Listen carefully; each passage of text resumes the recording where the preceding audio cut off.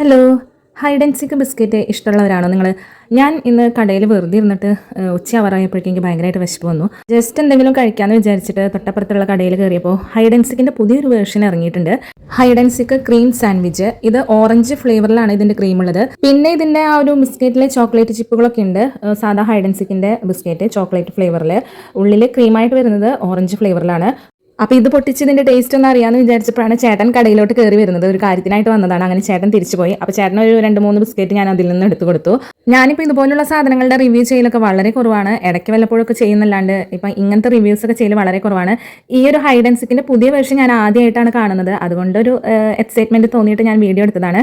Hide and സീക്കിൻ്റെ single ആയിട്ടുള്ള ബിസ്ക്കറ്റിൻ്റെ ആ ഒരു ഇത് കഴിച്ചിട്ടുണ്ടെങ്കിലും ഇതേപോലെ ക്രീം ഫിൽഡ് ആയിട്ടുള്ള ബിസ്ക്കറ്റുകൾ ഞാൻ ആദ്യമായിട്ടാണ് കഴിക്കുന്നത്. ഇത് കഴിച്ചുകൊണ്ടിരിക്കുമ്പോൾ ആ ക്രീമിൻ്റെ പകുതി താഴെ വീണ് പോയി ഗൈസ്. എനിക്ക് തോന്നുന്നു ക്രീമോട് കൂടി ഈ ഒരു ബിസ്ക്കറ്റ് കഴിക്കുന്നതിനേക്കാളും കുറച്ചും കൂടി ടേസ്റ്റ് ഇത് സിംഗിളായിട്ട് കഴിക്കുന്നതാണ്.